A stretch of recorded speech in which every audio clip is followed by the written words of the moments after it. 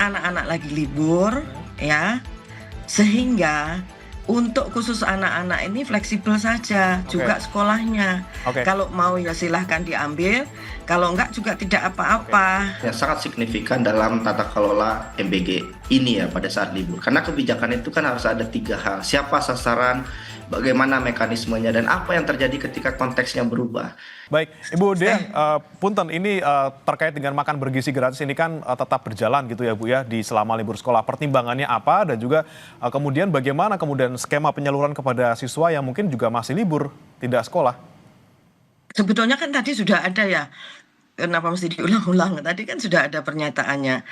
Jadi kan prinsipnya awalnya yang namanya memberi makan bergizi gratis, memberi makan bergizi, memberikan makanan bergizi itu kan harus konsisten, ya, baik supaya ya kan selama ini sudah berjalan yang kalau ada mulai Januari itu udah 1 tahun.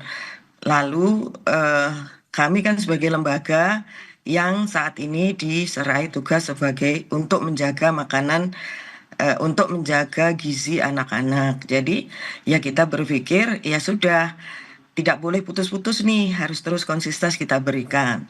Oke, Namun karena anak-anak lagi libur hmm, ya, sehingga untuk khusus anak-anak ini fleksibel saja oke, juga sekolahnya. oke, Kalau mau ya silahkan diambil, kalau enggak juga tidak oke, apa-apa. oke, Itu Bu aja Nani, ya, sebentar. Sebentar, saya mau ngomong itu ya, supaya jelas semua. Jadi tidak ada pemaksaan ya.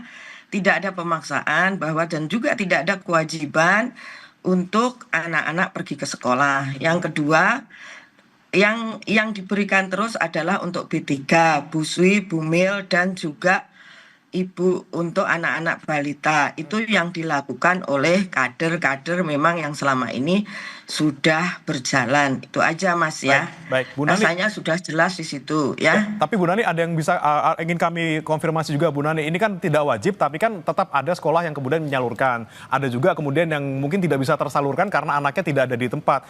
Dengan anggaran yang luar biasa besar gitu Bu, apakah tidak sebaiknya ini diliburkan terlebih dahulu karena bisa kita alihkan mungkin anggarannya ke bidang lain, misalnya kita mau bantu bencana di Sumatera. Kalau pengalian anggaran silahkan ditanya sama Pak Menteri Keuangan. Kemarin Pak Menteri Keuangan kan sudah menyampaikan bahwa anggaran untuk bencana sudah ada, MBG sudah ada. Nah, kalau pengalian kan bukan haknya BGN. Jadi satu hal lagi saya mau luruskan juga supaya pertanyaannya supaya Mas juga memahami. Uang untuk yang 15.000 itu tidak pernah ada di BGN. Adanya di Departemen Keuangan. Tinggal Departemen Keuangan kalau memang dialihkan untuk bencana di stop. Nggak usah ada karena kan itu kan tidak jadi dianggarkan itu tidak ada dalam kelembagaan BGN, tapi ada di Departemen Keuangan, langsung ditransfer ke dapur-dapur. Jadi kalau mau dialihkan monggo, nggak apa-apa, nggak masalah. Jadi kita juga tidak memaksa misalnya meminta Departemen Keuangan langsung, tidak. Kalau misalnya Departemen menyampaikan kami stop dulu untuk kami alihkan ke sana ya tidak apa-apa. Karena kan tidak ada di kami anggarannya. Anggarannya ada di Departemen Keuangan. Duitnya tidak pernah ada di BGN. Hmm. Demikian dari saya, terima kasih, selamat pagi, sampai bertemu ya lain waktu. Oke, baik, terima kasih Bu Nani sudah menyempatkan waktunya untuk di Sapa Indonesia Pagi. Kemudian saya akan ke Mas Media dengan melihat mungkin tanggapan dari BGN gitu ya dengan tetap berjalannya makan bergizi gratis di tengah liburan seperti ini dan memang kalau tadi kata Bu Nani tidak ada soal anggaran tuh kalau di BGN, semuanya di Kementerian Keuangan. Seperti apa Anda melihatnya terkait dengan penyaluran BGN, penyaluran MBG di tengah liburan seperti ini, Mas? Ya, sayang sekali saya nggak bisa dengar Bu Nani lebih lama ya. Karena yang ditunggu oleh publik, masyarakat, guru adalah penjelasan dari BGN. Karena masyarakat hari ini itu bingung. Bagaimana mungkin ketika anak-anak sekolah libur, kemudian MBG itu masih jalan. Orang tua harus ke sekolah, guru tetap harus di sekolah, dan lain-lain. Jadi menurut saya ini ada kesalahan yang sangat signifikan dalam tata kelola MBG ini ya pada saat libur. Karena kebijakan itu kan harus ada tiga hal. Siapa sasaran, bagaimana mekanismenya, dan apa yang terjadi ketika konteksnya berubah. Dan sekarang konteksnya kan berubah. Anak-anak itu nggak ada di sekolah karena MBG itu awalnya itu programnya basisnya sekolah. Penerimanya jelas, logistiknya jelas. Dan kalau anak-anak itu nggak ada di sekolah, siapa yang kemudian bisa diawasi?